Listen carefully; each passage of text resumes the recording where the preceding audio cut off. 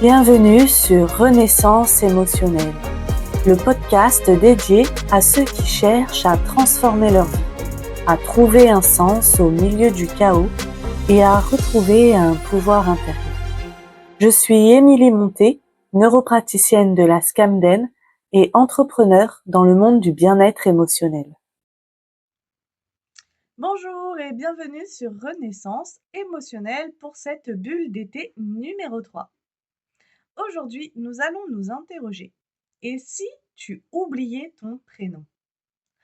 Pourquoi cet épisode? Parce que le prénom est un symbole fort de notre identité. Il fait pleinement partie de notre construction, que ce soit notre construction identitaire et sociale. Souvent, ce n'est pas nous qui choisissons notre prénom.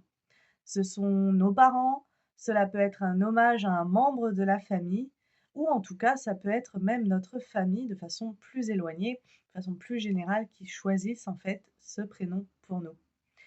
Mais ce prénom, il est chargé d'une histoire familiale forte, il est chargé de désirs et d'attentes conscientes et inconscientes, et nous le portons au quotidien, dès la petite enfance. Nous l'entendons et nous allons nous identifier et associer certains traits de caractère à ce prénom. Est-ce que tu vas être gentil, sage, rebelle, intelligente, originale, différente, classique, créative peut-être, unique? Toutes ces attentes, conscientes et inconscientes, on va le retrouver dans la façon dont le prénom a été choisi, mais également dans l'hommage qui a été fait, mais aussi dans sa symbolique de façon générale, parce qu'il y a toute la symbolique universelle d'un prénom. Plein d'études ont été faites, et ça vous pouvez le retrouver facilement, sur le prénom et sa signification. Quels traits de caractère nous reconnaissons, nous nous approprions au travers des prénoms. Quelle convergence il peut y avoir. Et donc finalement, quelle attente inconsciente. Mais également à travers l'histoire du prénom, pourquoi nos parents ont choisi ce prénom? Dans quel but? Est-ce un hommage? Est-ce parce qu'ils aimaient bien? Est-ce qu'ils étaient d'accord ensemble, ces deux parents, sur ce prénom ou pas? Est-ce que cela fait référence à un membre de notre famille? Lequel? Pourquoi? Quelle est son histoire? Et finalement, c'est tout cet ensemble-là qui va composer une grande partie de votre identité. Alors aujourd'hui, j'avais envie de vous inviter à vous interroger sur votre prénom. Quel est votre prénom? Quel est son sens? Quelle est sa symbolique? Quelle est son histoire? D'où vient-il?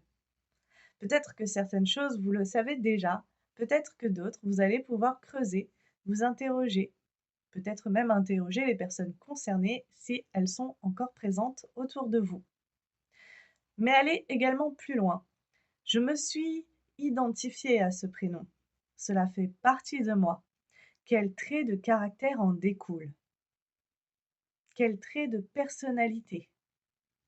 Et si aujourd'hui, j'oubliais mon prénom? Si je n'avais plus ce prénom, qui est-ce que je serais? Comment je serais? Qu'est-ce que je ferais? Est-ce que je serais différent? Différente? Si je devais choisir moi-même un prénom, ce serait lequel? Pourquoi? Qu'est-ce que cela m'évoque? Qui suis-je quand je me laisse être? Et puis, de façon plus générale, autour de moi, qui prononce régulièrement mon prénom? Est-ce un murmure? Est-ce des habitudes? Est-ce un cri? Qui vient renforcer cette identité? Dans quelle mesure? Pourquoi? Et maintenant, qu'ai-je envie d'être? Qui est cette personne? Si elle n'est pas cette gentille petite fille, cette mère dévouée, cet ami toujours présent, cette personne peut-être trop anxieuse ou cette personne avec des attentes irréalistes, une pression et des responsabilités. Qui êtes-vous en dehors de votre prénom? Qui choisissez-vous d'être? Mais aussi, pour terminer sur cette note positive, en quoi votre prénom vous a aidé? Quels sont les traits de caractère? Quels sont les liens qui peuvent être faits, qui sont positifs? Comment les renforcer au quotidien? Comment les mettre en valeur? Je vous laisse avec toutes ces questions.